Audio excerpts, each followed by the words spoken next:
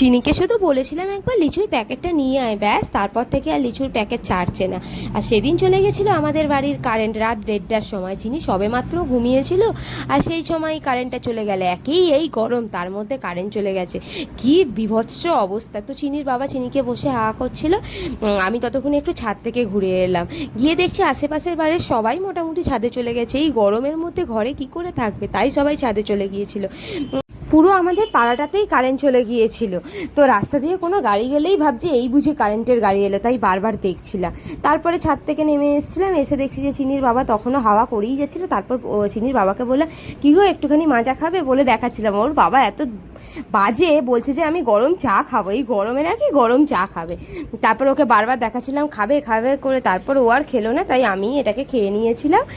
খেয়ে দিয়ে শুতে শুতে প্রায় 3:30 তো বেজেই গিয়েছিল। কি এনেছিস রে কষ্ট করে? দিবি না নাকি? দাও লিচু দাও। এ বাবা, তুই এত কেন চেঁচাচ্ছিস?